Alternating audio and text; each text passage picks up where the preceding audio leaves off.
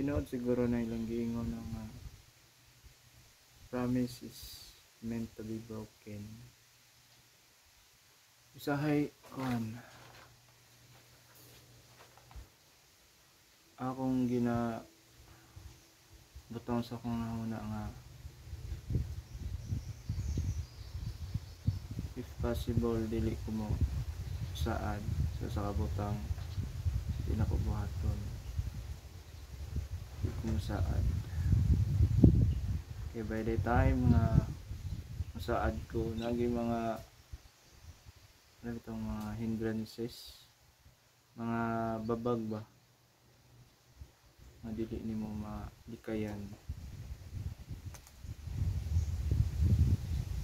Gusto ganin ako kuan kana bitong na-learn po na ko singa nakabutang ba nga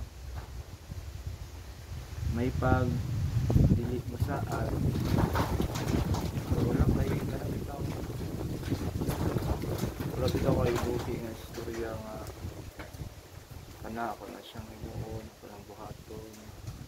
And then by the time nga mabot ng adlaw nga ang imong saaran is gani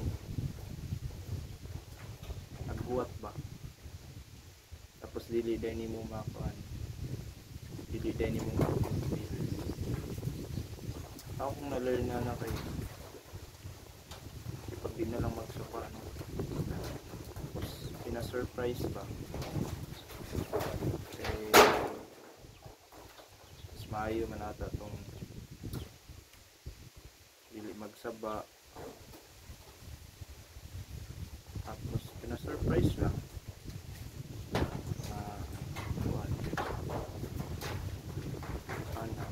kaya at least ang katong imong isaaran dili maglaog. For example karon ibaylo ko 400 sa akong classmate tapos wala mo kuningon nga pagka anang adlaw ay wala ko nibuhi og word nga promise ba or promise anang adlaw akong ilisan or akong pulian to akong baylo. Pero kung imong ikuan, kung imong isabton bitaw akong chat kon siya kanang isaad na ka, I mean isaad na ko na ana nga day wilis ko sa akong kuan baylo. And then 1 week siya, 1 week ang tagal. Tapos gasigir ko kuan, gasigir ako kunahuna sa akong baylo. Ang buti nga na ko kung ako'y baylo kung kanang bitaw konsensya ko kung hindi ko ako maalisdan.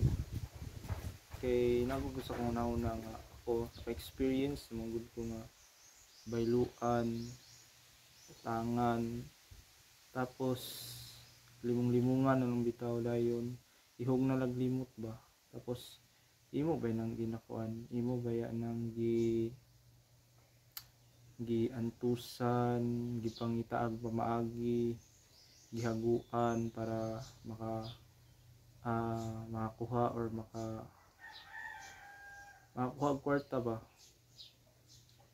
Kasi nga na, so sa ako kung mamaylo ko instead nga mobaos sa nga na nga pamaagi dili na ko buhaton kay ang kato kong gibayluan waman to'y baylo sa ako nga waman to'y bali atraso ba. So ana